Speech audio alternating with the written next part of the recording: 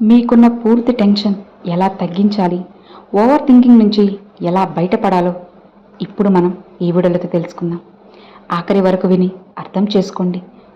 చాలామంది ఎన్నో రకాలుగా అనవసరమైన విషయాల గురించి ప్రతిరోజు ఆలోచిస్తూనే ఉంటారు.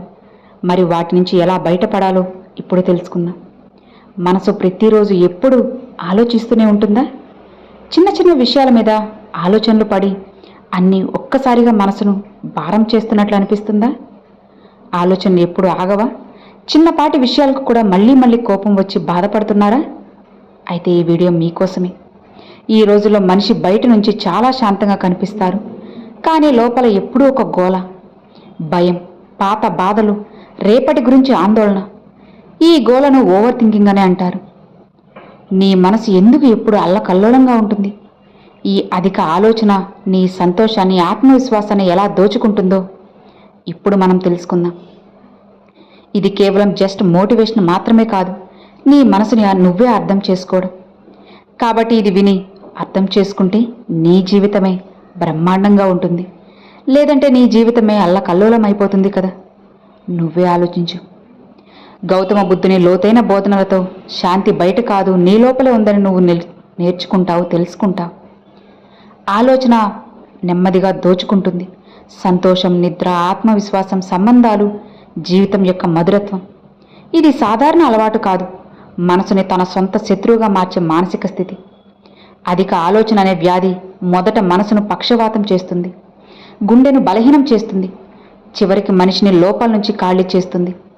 నవ్వుతున్నప్పుడు కూడా బాధగా ఉంటుంది, గుంపులో ఉన్న ఒంటరితనంగా ఉంటుంది, నిశ్శబ్దంగా ఉన్న తలలో 1000 గొంతులు మాట్లాడతాయి. దీనికి ప్రధాన కారణం నియంత్రణ, కోరిక. మనుషులు అన్నీ తమ చేతుల్లోనే ఉండాలి అని కోరుకుంటారు. ఇతరులు తమ గురించి ఏమనుకుంటున్నారో భవిష్యత్తు ముందే నిర్ణయం కావాలని కోరుకుంటారు. కానీ జీవితం అలా జరగదు. జీవితం మన ఇష్టం వచ్చినట్లు జరగకపోతే మనసు ఆలోచించడం మొదలెడుతుంది. ఇక ఆ ఆలోచన నెమ్మదిగా విషమవుతుంది. కాబట్టి మొదటి అడుగు నీ ఆలోచనను గమనించడం. వాటిని నువ్వు ఎప్పటికీ కూడా అస్సలు ఆపకు. కానీ చూడు, మనసు పరిగెత్తడం మొదలుపెట్టినప్పుడు నీతో నువ్వు చెప్పుకో, నేను నా మనసు ఏం చెప్తుందో గమనిస్తున్నాను, నేను ఈ ఆలోచన కాదు, ఈ ఆలోచనను గమనిస్తున్న వాడిని అని. ఈ అవగాహన నెమ్మదిగా మనసును శాంతపరుస్తుంది. రెండవ అడుగు ప్రస్తుతానికి తిరిగి రావడం. అధిక ఆలోచన చేసేవాడు గతంలో లేదా రేపటిలో జీవిస్తాడు, ఈ రోజులో కాదు. మనసు తిరుగుతున్నప్పుడు నీకు అడుగు ఇప్పుడు. ఈ క్షణంలో ఏం జరుగుతుంది? నేను శ్వాస తీసుకుంటున్నాను, నా శరీరం ఇక్కడ ఉంది, నేను సురక్షితంగా ఉన్నాను. ఈ చిన్న గుర్తు మనసును నేలకు తీసుకొస్తుంది. గుర్తుపెట్టుకో, అధిక ఆలోచన నీ గుర్తింపు కాదు, అది నువ్వు నేర్చుకున్న అలవాటు. నేర్చుకున్నది మారొచ్చు, నువ్వు పాడైపోలేదు, నువ్వు ఇరుక్కుపోయావు. ఆ ఇరుక్కుపోవడానికి ముందు విశ్రాంతి, నీ మీద నీకు నమ్మకం, నెమ్మదిగా ముందుకు సాగడం. నువ్వు అర్థం చేసుకునే రోజు ప్రతి ఆలోచనను పట్టుకోవాల్సిన అవసరం లేదు, ప్రతి భయాన్ని నిజమని అంగీకరించాల్సిన అవసరం లేదు, ప్రతి ప్రశ్నకు ఇప్పుడే సమాధానం తెలుసుకోవాల్సిన అవసరం లేదు. ఆ రోజు నీ విముక్తి మొదలవుతుంది. ఆ రోజు మనసు తేలిక పడుతుంది, నీ శ్వాసలు లోతుగా ఉంటాయి, జీవితం మళ్ళీ బ్రతకడానికి విలువైనట్టు అనిపిస్తుంది. కాబట్టి ఈరోజు నీకు నువ్వు మాటిచ్చుకో, నేను నా మనసుకు బానిస కాదు, నేను నా ఆలోచనలకు యజమానిని అని. నేను ఈరోజు బ్రతుకుతాను, నాకు నేను శాంతిని ఇస్తాను. ఎందుకంటే జీవితం ఆలోచించడానికి కాదు, బ్రతకడానికి. అధిక ఆలోచనను ఆపినవాడే నిజంగా బ్రతకడం నేర్చుకుంటాడు. బుద్ధుడు చెప్తారు, సత్యానికి మార్గం నీ లోపలే ఉంది. నువ్వు ఎప్పుడైనా సత్యం అంటే ఏంటో అడిగావా? టీవీలో చూసే సత్యం కాదు, మత గ్రంథాల్లో రాసిన సత్యం కాదు, గురువు పీఠం మీద నుంచి చెప్పే సత్యం కాదు. గౌతమ బుద్ధుడు పదే పదే చెప్పింది సత్యం బయట లేదు, నీలోనే, నీ లోపలే ఉంది. ఇక ఆ సత్యాన్ని ఎదుర్కోవడానికి మనిషి భయపడతారు. ఎందుకంటే తన్నే తాను తెలుసుకోవడం సులభం కాదు. మన మనసు పొరలను విప్పి మన బలహీనతలు, స్వార్థం, భయాలు, భ్రమలు చూడడం చాలా ధైర్యం కావాలి. నువ్వు నీ లోపల చూడకపోతే బయట అర్థం చేసుకోలేవు. అది సంబంధాలైనా, సమాజమైనా, ప్రపంచ సత్యమైనా. ఎన్నిసార్లు నీ అంతర్గత స్వరాన్ని విస్మరించావో ఆలోచించు. ఎందుకంటే మరొకరు వేరే మాట్లాడుతున్నారు కాబట్టి బహుశా నీకు సరిపడిన వృత్తిని ఎంచుకున్నావు, నీకు సరిపడిన సంబంధంలోకి వెళ్ళావు, మరొకరి కలను తీర్చడానికి ప్రయత్నించావు. ఇతరులు సృష్టించిన మార్గాలను అనుసరిస్తాం, ఎందుకంటే అవి తక్కువ రిస్క్ అనిపిస్తాయి. కానీ ఆ మార్గం నీదా? నువ్వెవరవో, నీకు ఏం కావాలో, ఎందుకు బ్రతుకుతున్నావో ఎప్పుడైనా అడిగావా? మరొకరు నీ సత్యాన్ని చెప్పలేరు, నువ్వే కనుక్కోవాలి, నువ్వే చూడాలి. అతి శక్తివంతమైన విషయం ఏంటి అంటే అతను తనను గురువు అని చెప్పుకోలేదు, కొత్త సత్యం కనుగొన్నానని అస్సలు చెప్పలేదు. కేవలం నీకు చెప్పాడు, నువ్వు తెలుసుకో, నీ మనసు ప్రతి పొరను అర్థం చేసుకో, లోపల నుంచి వచ్చే దాన్ని సత్యంగా అంగీకరించు. నువ్వు నిజాయితీగా నీ లోపల చూసినప్పుడు గోల లేని లోతైన శాంతి ఉంటుంది, భయం లేని సత్యం, మాటల కందని సత్యం. అదే నీ నిజమైన విముక్తి అని బుద్ధుడు చెప్పారు. సమస్య బాధ కాదు, ఆ బాధ మీదే ఆలోచించడం. ఎందుకంటే బాధ అనేది వచ్చిపోతుంది, కానీ దాని మీద మళ్ళీ మళ్ళీ ఆలోచిస్తే అది ఇల్లవుతుంది. ఇది నాకెందుకు జరుగుతుంది, నేను ఎందుకు బలహీనుణ్ణి, నా మనసు ఎందుకు అదుపులో లేదు అని అడుగుతారు. కానీ సత్యం ఏంటి అంటే మనసు అదుపులో లేదు, అది కట్టడి పడింది. బుద్ధుడు బోధించింది కూడా ఇది. శాంతి మనసుని అణచడం వల్ల రాదు, అర్థం చేసుకోవడం వల్ల వస్తుంది.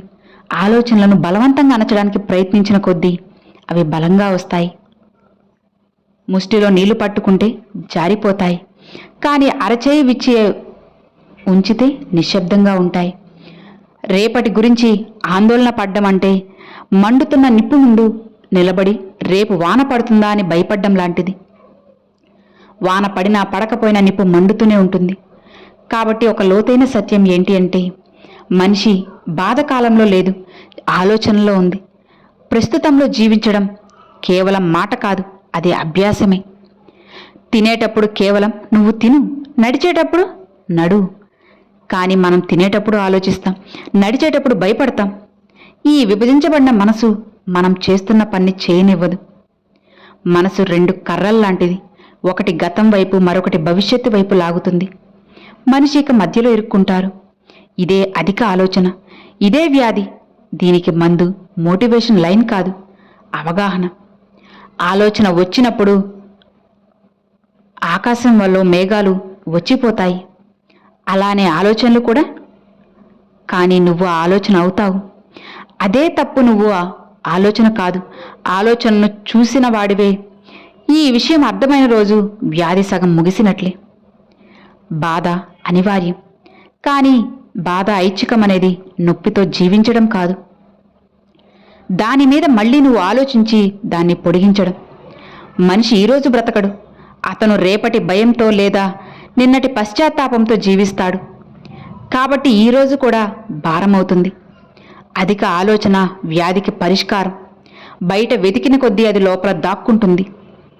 ఎందుకంటే నిజమైన పోరాటం ప్రపంచంలో కాదు, నీ సొంత మనసుతో. ఈ మనసు ఏం చేస్తుందో, ఏళ్లుగా భయంతో ఆలోచిస్తే మనసు భయాన్నే సృష్టిస్తుంది. ఏళ్లుగా నేను నిన్ను నువ్వు నిందిస్తే మనసు ప్రతి విషయంలోనూ తప్పు వెతుకుతుంది. ఏళ్లుగా ఒంటరితనం అనిపించుకుంటే మనసు ప్రతి నిశ్శబ్దలను గోల చేస్తుంది. కాబట్టి అధిక ఆలోచనను తొలగించడం అంటే మనసుని చంపడం కాదు, మనసుకు కొత్తగా బ్రతికే ఆలోచించే తనతో ఉండే విధానాన్ని నేర్పడం. అధిక ఆలోచన చేసేవాడు సాధారణంగా చాలా మంచి వ్యక్తి అవుతాడు. అతను ఎవరినీ బాధ పెట్టాలని అనుకోడు, ప్రతి సంబంధాన్ని కాపాడాలని చూస్తాడు, ప్రతి పరిస్థితిని సమర్థించుకోవాలని ప్రయత్నిస్తాడు. కానీ ఈ మంచితనం పరిమితి మీరితే వ్యక్తి తన్ను తాను మర్చిపోతాడు. ఇతరుల సంతోషం చూసుకుంటూ తన సంతోషాన్ని త్యాగం చేస్తాడు. రాత్రి ఒంటరిగా కూర్చొని అసలు నేను ఎందుకు ఇంత చెడిపోయాను అని ఆలోచిస్తాడు. కాబట్టి నీతో నువ్వు ఈ ప్రశ్న అడగాలి, నేను ఇతరులతో ఎంత మంచిగా ఉంటానో అంత మంచిగా నాతో నేనున్నానా? దీనికి సమాధానం నో అయితే అర్థం చేసుకో, ఇదే అధిక ఆలోచనకు మూలం. అధిక ఆలోచన చాలాసార్లు మనం మార్చలేని విషయాల గురించే ఉంటుంది, కానీ మనం వాటిని మార్చడానికి ప్రయత్నిస్తూనే ఉంటాం. గతం, ఇతరుల అభిప్రాయం, ఇతరుల ప్రవర్తన, ఇతరుల నిర్లక్ష్యం, ఇతరుల మౌనం, ఇవన్నీ నీ చేతుల్లో లేవు. అయినా ఇవే ఎక్కువగా ఆలోచిస్తావు. నీ చేతుల్లో ఉన్న విషయాలపై తక్కువ శ్రద్ధ పెడతావు. ఈరోజు నీ ప్రవర్తన, నీ స్పందన, నీ కష్టం. కాబట్టి మనసుకు నియంత్రణ కాకుండా అంగీకారాన్ని నేర్పడం చాలా ముఖ్యం. ఇక్కడ అంగీకారం అంటే ఓటమి కాదు, అంగీకారం అంటే శాంతి. కొన్ని విషయాలు మనం మార్చలేమని అంగీకరించినప్పుడు మనసు పోరాడాల్సిన అవసరం ఉండదు. పోరాటం ముగిసిన చోట శాంతి మొదలవుతుంది. అధిక ఆలోచన చేసే వ్యక్తి తనకి తాను సమయం ఇవ్వడు. ఇప్పుడు ఏదో పనిలో లేదా ఆందోళనలో మునిగి ఉంటాడు. ఆగితే తాను విరిగిపోతానని అనుకుంటాడు. కానీ సత్యం ఏంటి అంటే ఆగకపోతే అతను ఇప్పటికీ విరిగిపోయాడు. కాబట్టి తనకు తాను సమయం కేటాయించడం, తనతో కూర్చోవడం, తన్ని తాను వినడం చాలా ముఖ్యం. ఇక ఇది లగ్జరీ కాదు, అవసరం. నువ్వు నీతో అనుసంధానమైనప్పుడే మనసు గోల అర్థమవుతుంది. అర్థమైనది భయం కలిగించదు. అధిక ఆలోచన ఇంకా పెరగడానికి కారణం వ్యక్తి తన్ను తాను నిరంతరం విమర్శించుకోవడం. నేనెందుకు ఇలా ఉన్నాను? నేను అలా ఎందుకు లేను? ఇతరులు ఎందుకు ముందుంటారు? నేనెందుకు వెనకబడ్డాను? ఈ స్వయం విమర్శ మనసును ఇరికించేస్తుంది. ఆత్మవిశ్వాసాన్ని నెమ్మదిగా కరిగించేస్తుంది. కాబట్టి విమర్శించడం కాదు, అర్థం చేసుకోవడం ప్రయత్నించు. నీతో అడుగు, నాకు ఇలా ఎందుకు అనిపిస్తోంది? అసలు నాకు ఏం కావాలి? నేను ఎందుకు కొరతగా ఉన్నాను? అవసరం అర్థమైతే పరిష్కారం స్వయంగా వస్తుంది. అధిక ఆలోచన చేసేవాడు తాను ఆందోళన పడకపోతే ఏదో తప్పు జరుగుతుందని అనుకుంటాడు. ఆందోళన పడడం తన బాధ్యతని భావిస్తాడు. కానీ ఆందోళన ఎలాంటి సమస్యకు పరిష్కారం కాదు. అది కేవలం శక్తి వృధా. నువ్వు ఎన్నో విషయాల గురించి ఆలోచించావు, అవి జరగలేదు అని. జరిగినవి మాత్రం ఆలోచన లేకుండానే జరిగాయి. కాబట్టి నీతో ఒక ఒప్పందం చేసుకో. నేను ఆందోళన పడ్డం మానేసి సిద్ధమవుతాను. ఎందుకంటే సిద్ధమవడం బలాన్నిస్తుంది, ఆందోళన బలహీనం చేస్తుంది. అధిక ఆలోచన అంతం చేయడానికి మరొక మార్గం ఆలోచనలను కాగితం మీద రాయడం. మనసులో తిరుగుతున్న ఆలోచనలు బరువుగా అనిపిస్తాయి, కానీ కాగితం మీద రాస్తే తేలికవుతాయి. రాయడం అంటే మనసును ఖాళీ చేయడం లాంటిది. అది నువ్వు నిజంగా ఏం ఆలోచిస్తున్నావో అర్థం చేసుకోవడానికి కూడా సాయపడుతుంది. అధిక ఆలోచన పెరగడానికి ప్రధాన కారణాల్లో ఒకటి వ్యక్తి ఎప్పుడూ ఒంటరిగా అనిపించడం. అధిక ఆలోచన చేసే వ్యక్తిని చాలామంది తెలివైన వాడంటారు. అతను చాలా ఆలోచిస్తాడంటే బాధ్యతావంతుడు, తెలివైన వాడని చెప్తారు. కానీ ఎవ్వరూ అడగరు, ఇతను ఎంత ఆలోచిస్తున్నాడే, ఎందుకు అధిక ఆలోచన చేసే వ్యక్తి తన మనసుతో ఎప్పుడు యుద్ధం చేస్తూనే ఉంటాడు. అతను శాంతంగా ఉండాలని అనుకుంటాడు, కానీ మనసు వదలదు. సంతోషంగా ఉండాలని అనుకుంటాడు, కానీ ఆలోచనలు అపరాధ భావన కలిగిస్తాయి. ముందుకి సాగాలని అనుకుంటాడు, కానీ భయం వెనక్కి లాగుతుంది. ఈ లాగడం ఒకరోజు వ్యక్తిని లోపల నుంచి చంపేస్తుంది. అధిక ఆలోచన వ్యాధికి మూలం. చాలాసార్లు అతను ఎప్పుడూ సురక్షితంగా లేని పరిస్థితిలో ఉండటం. అక్కడ అతను మంచివాడిని, సమర్థుడిని, సరైన వాడిని నిరూపించుకోవాల్సి వచ్చేది. తప్పులు చేయడానికి అవకాశం ఉండేది కాదు. ప్రేమ తక్కువగా అప్పుడప్పుడు మాత్రమే దొరికేది. ఇలాంటి వాతావరణంలో పెరిగిన వ్యక్తి ప్రతి అడుగు జాగ్రత్తగా వేస్తాడు. ఎందుకంటే లోపల భయం వేస్తుంది, తప్పు చేస్తే అంతా అయిపోతుందని. ఈ భయం అతన్ని ప్రతి విషయం మీద 100 సార్లు ఆలోచించేలా చేస్తుంది. ఇతరుల ముఖాలు చూసి తాను ఏవైనా తప్పు చేశానని గ్రహించడం, తన మాటలు మళ్ళీ మళ్ళీ ఆలోచించి ఎవరైనా బాధపడ్డారని చూడడం, ఇలా ఇతరుల మనసులో ఏం జరుగుతుందని ఆలోచిస్తూ తన మనసుని కోల్పోతాడు. అధిక ఆలోచనను అధిగమించడానికి ముందు అర్థం చేసుకోవాలి. నువ్వు అందరి మనసులో చదవలేదు, నువ్వు అందరి స్పందనలు నీ చేతుల్లో లేవు. ప్రతి వ్యక్తి తన సొంత బాధలు, భయాలు, స్వభావంతో ప్రవర్తిస్తారు. వారు ప్రవర్తించడం నీ వల్ల కాదు, వారి వల్ల కానీ అధిక ఆలోచన చేసేవాడు అన్నీ తన మీదకే తీసుకుంటాడు. ఎవరైనా మౌనంగా ఉంటే తాను తప్పు చేశానని, కోపంగా ఉంటే తన తప్పని అనుకుంటాడు. కానీ సత్యం ఏంటి అంటే ప్రతి ఒక్కరికి తన సొంత యుద్ధం ఉంది. నువ్వు అన్ని యుద్ధాలకు బాధ్యుడివి కాదు. ఇది అర్థమైతే మనసు మీద నుంచి పెద్ద భారం తగ్గుతుంది. అధిక ఆలోచన మరింత పెరగడానికి కారణం వ్యక్తి తనతో తాను నిజం చెప్పుకోపోవడం, లోపల బద్దలవుతున్న బయట బలంగా నటించడం, నొప్పి ఉన్న అంతా బానే ఉంది అని చెప్పడం. ఈ దాచడం నెమ్మదిగా మనసులో గోలగా మారుతుంది. కాబట్టి అధిక ఆలోచన అంతం చేయడానికి ముఖ్యమైన అడుగు తనతో తాను నిజాయితీగా ఉండటం. బాధగా ఉంటే బాధనే ఉందని అంగీకరించు. భయం ఉంటే భయం ఉందని చెప్పు.